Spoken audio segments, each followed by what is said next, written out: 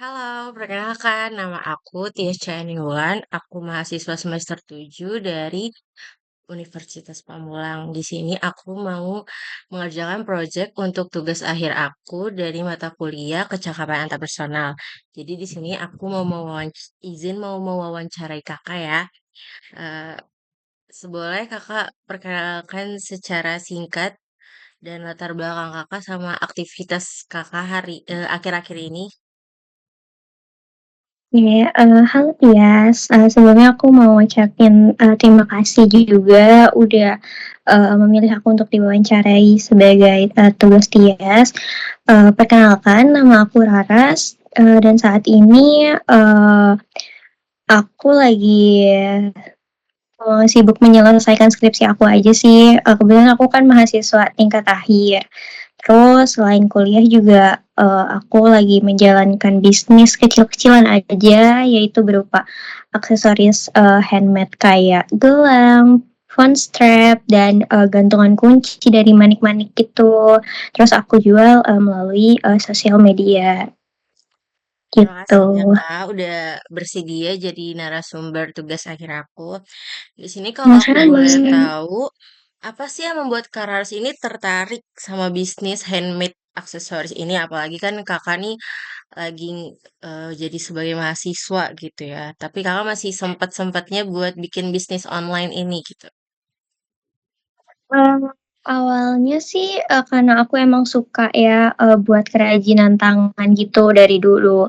Nah terus, pas lihat produk handmade itu sekarang kayak lagi banyak diminati gitu sama orang-orang.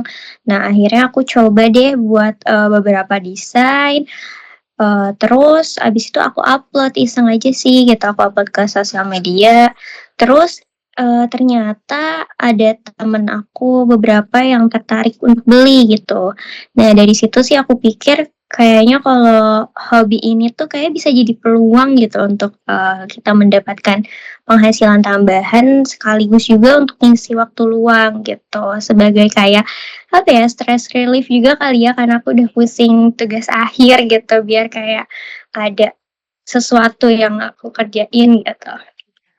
Jadi Itu emang sih. awalnya tuh dari hobi gitu ya Kak, baru. Iya, dari hobi iseng gitu-gitu aja sih. Nah, di sini gimana sih Kakak kayak pertama kali buat bisnis itu kayak apakah ada tantangannya? Apalagi mungkin Kakak ini baru pertama kali buat bisnis, apa emang dari dulu tuh udah bisnis woman banget gitu?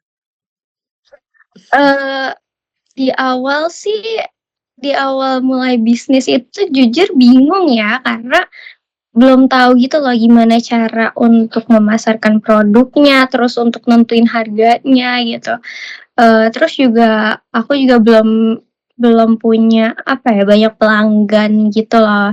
Jadi penjualannya ya masih sedikit-sedikit aja kayak mungkin dari temen ke temen aja gitu. Terus juga, tapi aku coba untuk belajar dari sosial media dan, lihat gimana orang lain tuh kalau kalau mempromosiin produknya gitu loh. Terus lama-lama kayak aku mulai paham aja sih gitu, gimana sih cara menjalankan bisnisnya itu dengan lebih baik gitu. Kayak trial and error aja sih. Berarti pasti ada tantangannya ya kan, Kak? Nah, itu gimana cara Kakak buat Kan menyelesaikan tantangan itu? ya pasti kan ada tantangan besar ya, kalau tantangan besar dari aku sih kayak kalau pas penjualannya itu lagi sepi, terus harus tetap semangat kan mau nggak mau buat produknya gitu. Terus juga, selain itu kadang ada pelanggan yang, mau produknya itu selesai dalam waktu yang singkat gitu. Oh ya, terus kan karena bisnis aku ini handmade jadi harus PO gitu kan mungkin sistemnya. Jadi, penyelesaian waktunya itu ya bermacam-macam gitu kan, tapi kadang ada yang minta waktunya lebih cepat gitu. Terus juga biasanya sih aku mengatasi hal tersebut ya, dengan apa ya, membuat desain baru, terus buat promo dan menjelaskan kondisinya itu kepada pelanggan secara baik agar mereka bisa, paham gitu loh situasinya kayak, ini kan sistemnya PO jadi gitu. kayak dijelasin baik-baik aja sih, pelanggan juga lama-lama akan mengerti gitu.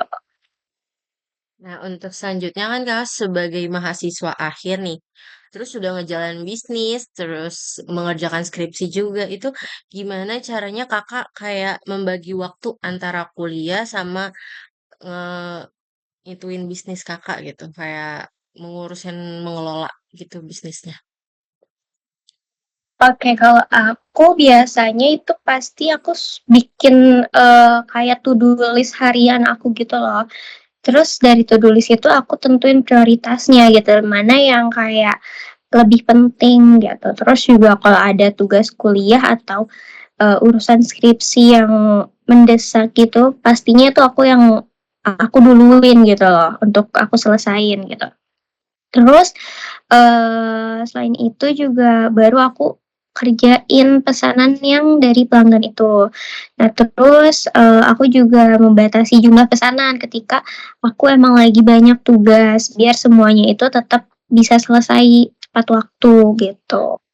Berarti to-do list itu penting juga ya Kak, harus dibuat setiap hari. Bener bener, penting banget sih kalau menurut aku.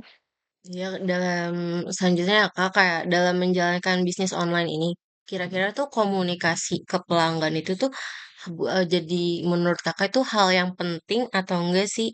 Terus menurut Kakak tuh gimana caranya kita itu bikin komunikasi yang baik sama pelanggan itu? Ya menurut aku sih pasti penting ya komunikasi yang baik itu. Eee, Kalau caranya mungkin komunikasi yang baik itu bisa dimulai dari, membalas chat yang sopan dan tidak, terlalu slow respon gitu. Terus juga aku selalu berusaha sih kayak jelasin kondisi produknya itu dengan jujur, kayak mulai dari bahan, harga, sampai, estimasi pengerjaan. Nah, kalau ada kendala, aku juga biasa langsung kasih tahu pelanggan. Jadi dengan begitu, si pelanggan itu akan merasa lebih trust gitu kan dan nyaman juga untuk beli produk aku gitu, menurut aku gitu sih. Jadi kalau ada kendala apapun, Kakak langsung kayak update langsung ke customer-nya. Benar benar, iya, betul. Terus kalau Kakak menghadapi pelanggan yang komplain gitu atau meminta permintaan yang sulit, gimana sih caranya Kakak itu kayak menyelesaikan situasi ini agar tetap menjadi hubungan yang baik gitu sama pelanggannya? Oke, pernah sih misalnya kayak ada pelanggan yang maunya itu warnanya tuh tertentu gitu, tapi stok manik-maniknya itu lagi habis. Nah itu biasanya aku nggak langsung, tolak, tapi aku akan jelasin dulu kondisinya dan aku tawarin lah pilihan warna lain yang mirip gitu dengan yang dia mau gitu. Terus pernah juga sih ada pelanggan yang, maunya tuh pesanannya itu dipercepat.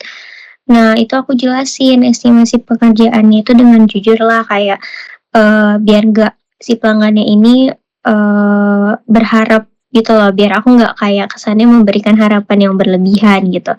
Jadi menurut aku ya komunikasi yang baik itu emang kunci sih agar, pelanggannya itu merasa dihargai gitu. Oh, benar sih Kak.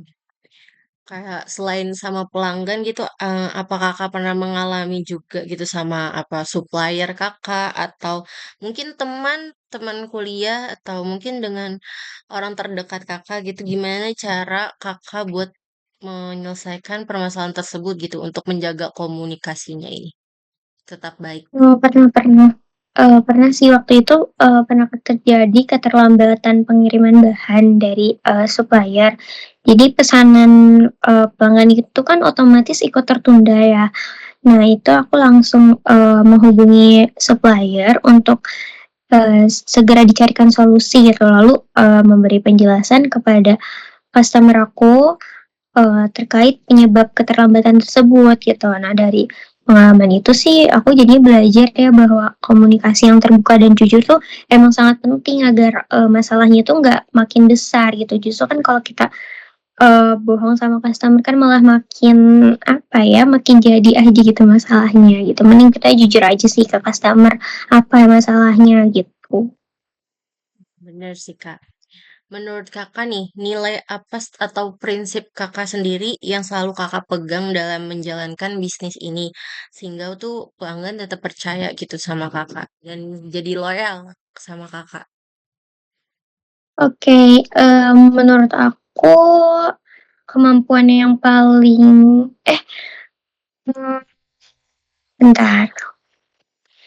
Kalau aku sih selalu berusaha menerapkan kejujuran ya dan tanggung jawab gitu.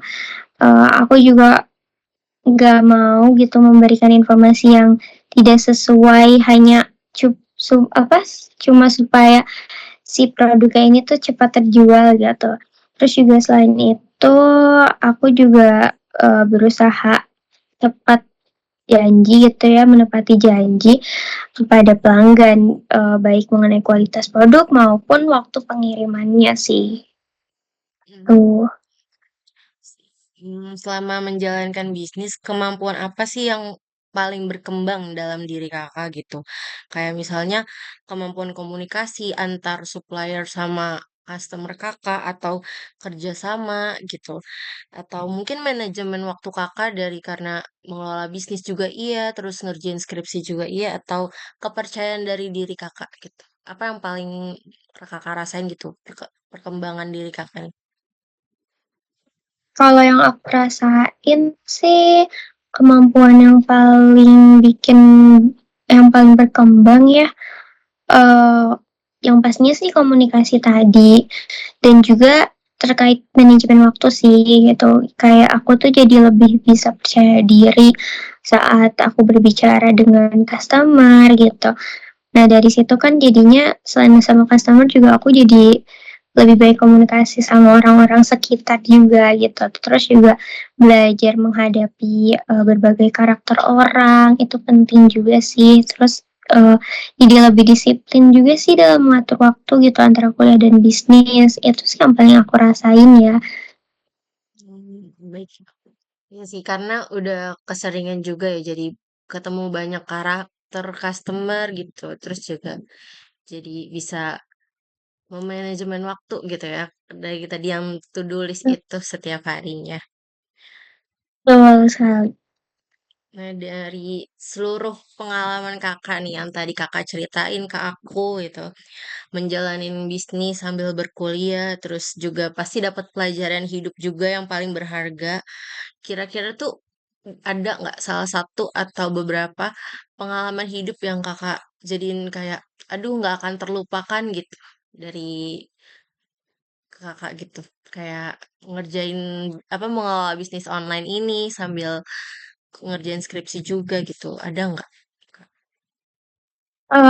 Kalau aku sih jadi belajar bahwa semua proses itu tuh, membutuhkan kesabaran dan konsistensi ya. Jadi kayak nggak semua usaha itu langsung berhasil gitu loh, tapi kita juga harus belajar, dan nggak mudah menyerah gitu. Pasti akan ada hasilnya gitu kalau kita konsisten mau belajar dan nggak mudah menyerah itu gitu. Terus juga aku juga jadi belajar untuk, lebih tanggung jawab sih pasti gitu terhadap setiap keputusan yang udah aku ambil gitu, gitu sih. Ya, baik Kak.